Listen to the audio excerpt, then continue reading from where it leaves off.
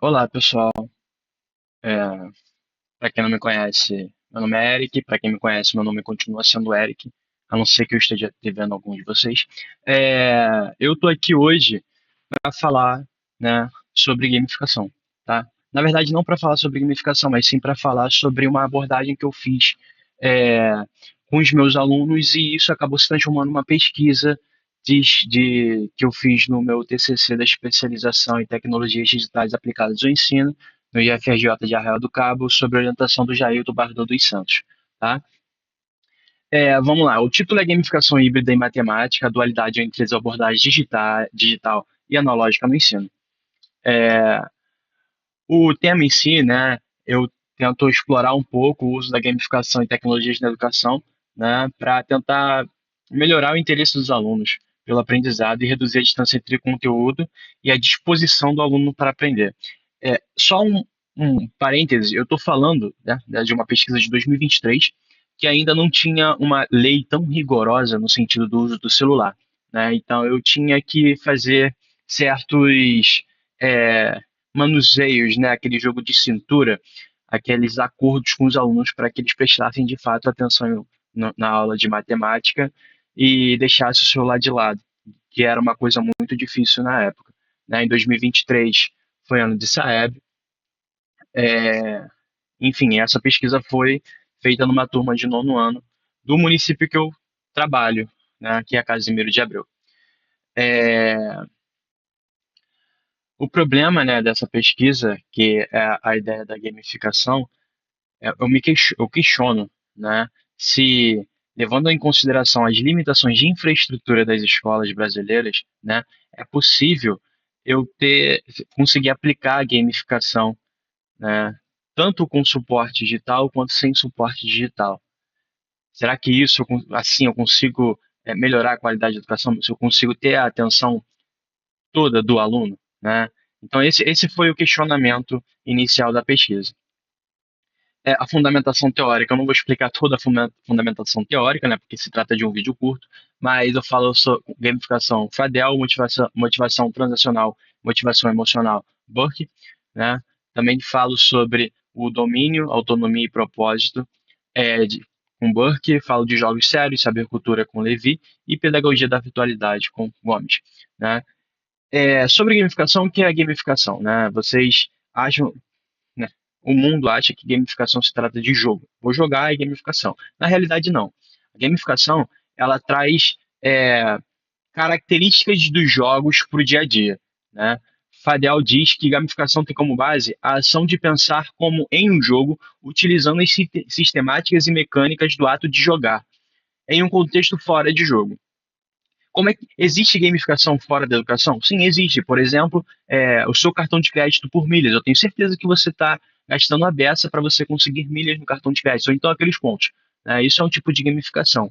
Um outro tipo de gamificação, vou dar um exemplo aqui bem interessante, no município que eu trabalho, Casimiro de Abreu, eu ganho 10% do meu salário base se eu não faltar.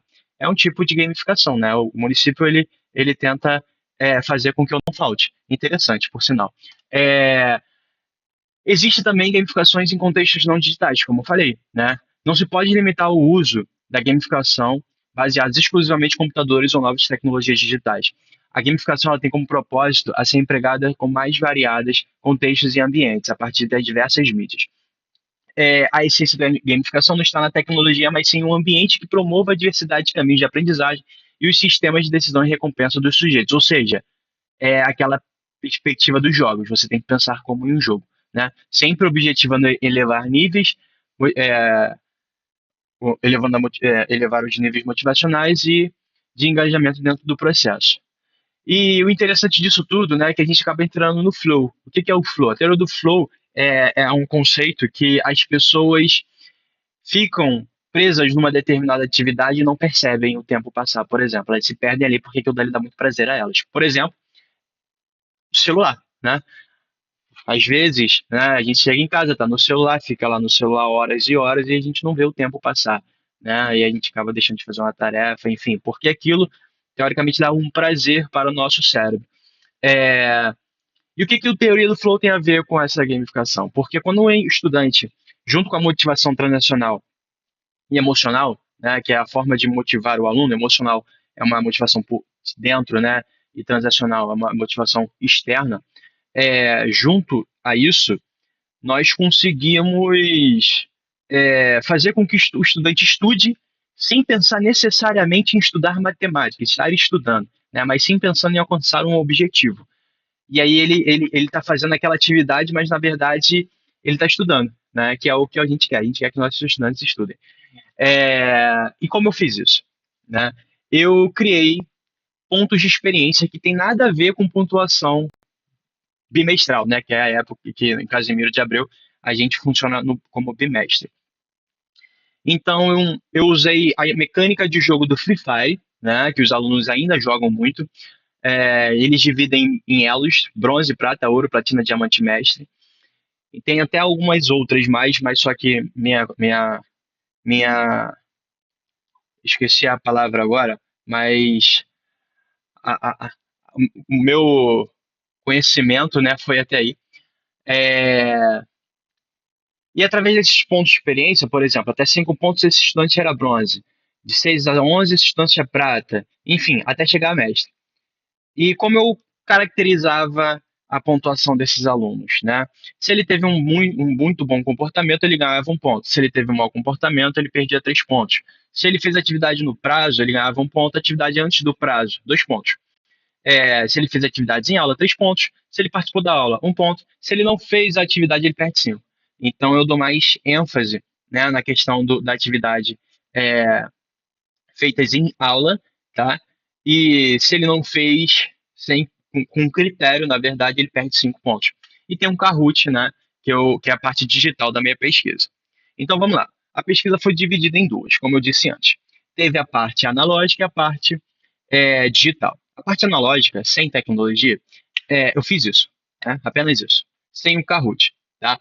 Porque o Kahoot foi utilizado na parte digital.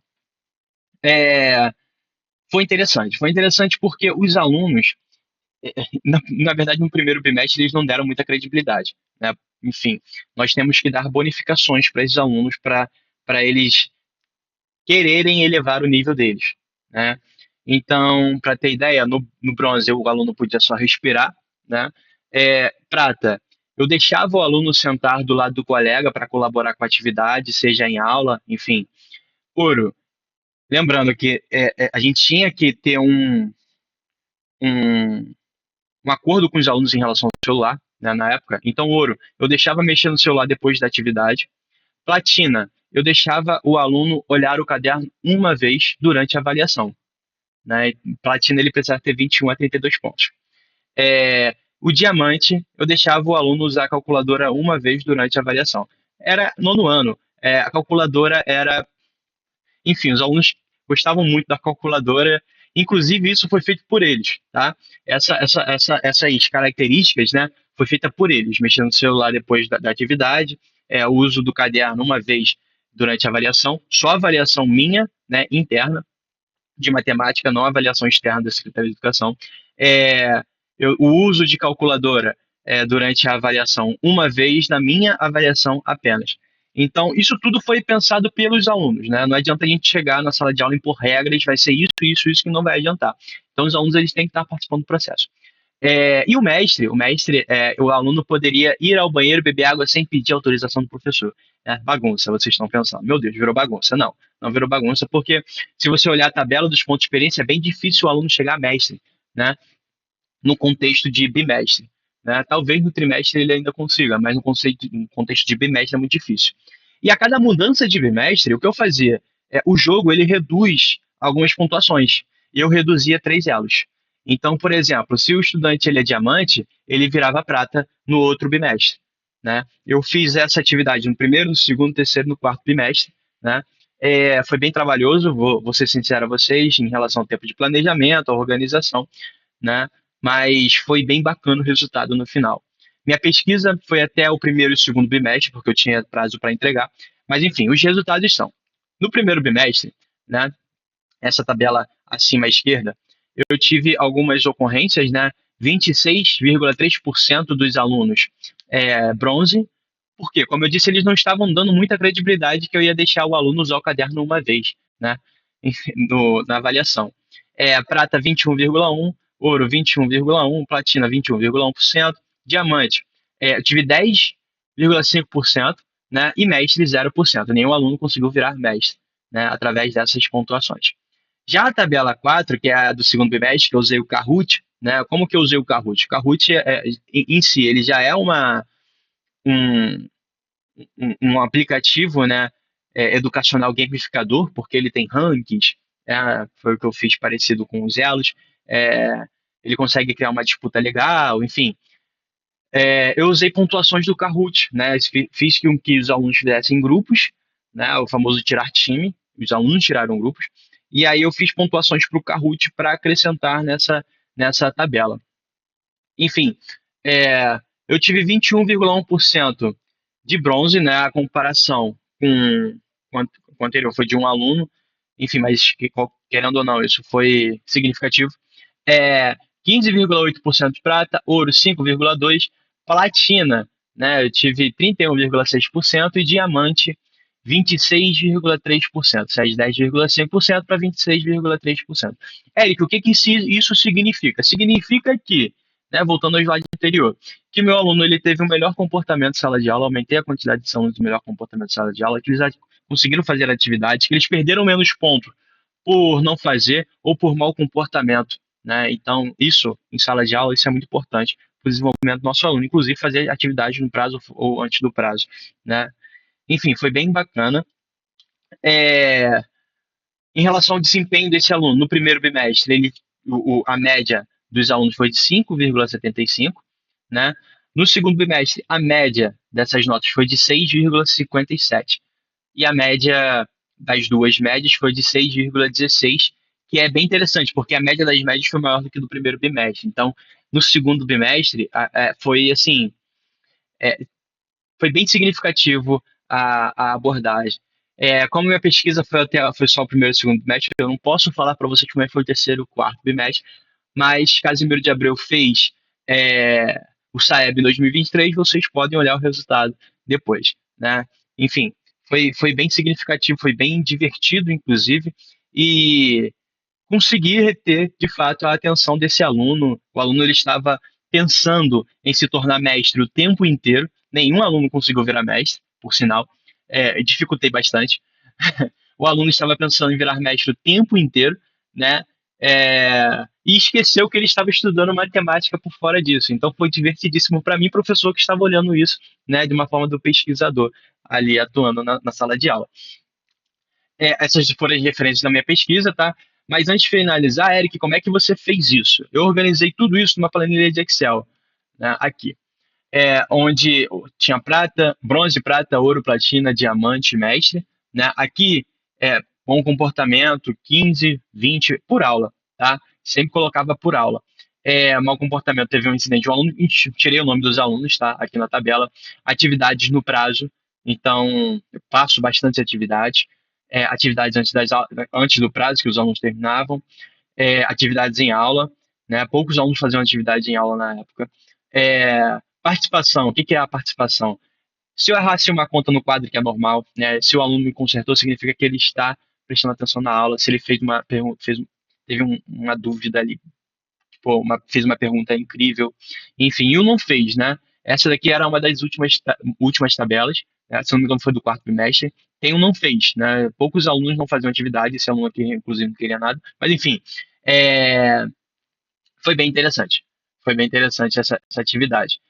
Deixa eu pegar aqui do segundo bimestre, só para vocês verem, né, como é que eu fiz mais ou menos.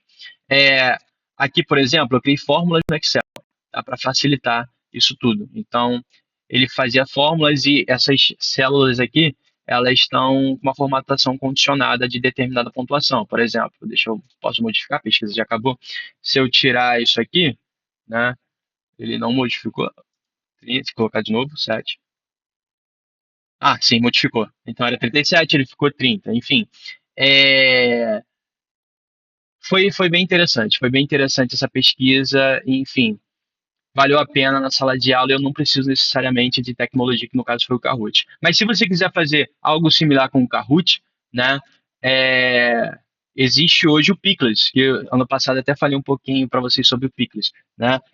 O Picles ele é similar ao Kahoot, né? Enfim, dá para brincar bastante aí com eles em sala de aula, tá bom, pessoal? Então eu fico por aqui. Um abraço a todos e boa formação, final de formação, não sei, né? Boa noite, inclusive. Tchau, tchau.